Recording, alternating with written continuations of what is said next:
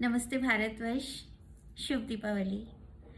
मेरी तरह आपके मन में भी अगर ये प्रश्न है तो आज इसका समाधान लेकर आई हूँ कि हमारे मन में ये प्रश्न आता है कि अगर दीपावली भगवान श्री रामचंद्र जी के अयोध्या लौटने पर 14 वर्ष के वनवास के बाद उनके स्वागत में अगर दीपमाला करके आयोजित की गई थी और उसी उपलक्ष्य में ये त्यौहार हमेशा से मनाया जाता है, तो फिर इसमें लक्ष्मी पूजन क्यों और लक्ष्मी जी के साथ गणेश जी क्यों, भगवान विष्णु क्यों नहीं?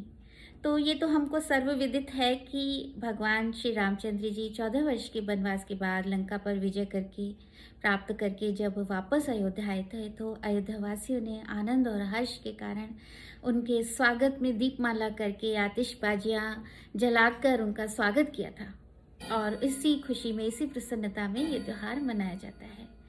लेकिन लक्ष्मी जी की पूजा क्यों होती है, इसका प्रश्न मुझे आज ही मिला और मैं चाहती हूँ आपसे बांटूं कि ये त्योहार 2 युगों से जुड़कर मिला है, बनता है, एक सतयुग और एक त्रेता। सतयुग में आज ही के दिन माँ लक्ष्मी जी अवतरित हुई थी समुद्र मंथन के बाद, वो प्रकट हुई थी। इस उपलक्ष्य में आज लक्ष्मी पूजन होता है। अब ये प्रश्न आता है कि लक्ष्मी जी के साथ विष्णु जी की पूजा क्यों नहीं होती, गणेश जी की पूजा क्यों होती है? क्योंकि गणेश जी भगवान विष्णु के और माता लक्ष्मी के मानस पुत्र हैं। इस समय विष्णु भगवान चिर निद्रा में होते हैं, योग निद्रा में होते हैं।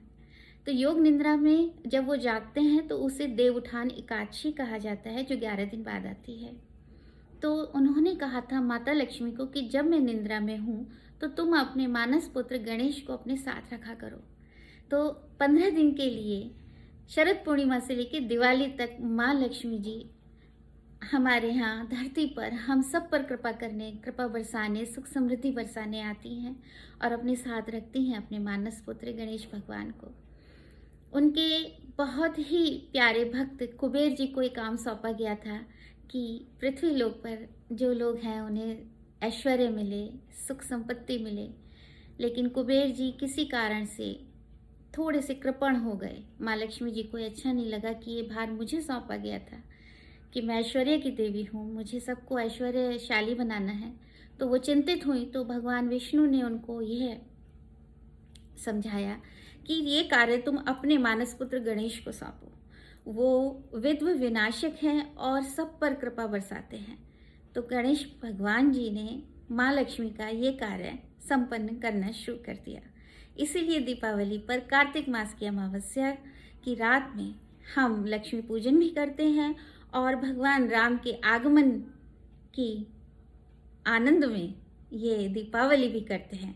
तो ये त्यौहार 2 युगों से जुड़कर मिला है, 2 त्यौहार एक साथ हैं, लक्ष्मी पूजन और दीपावली। शुभ दीपावली। आशा है आपको ये जानकारी अच्छी लगी होगी।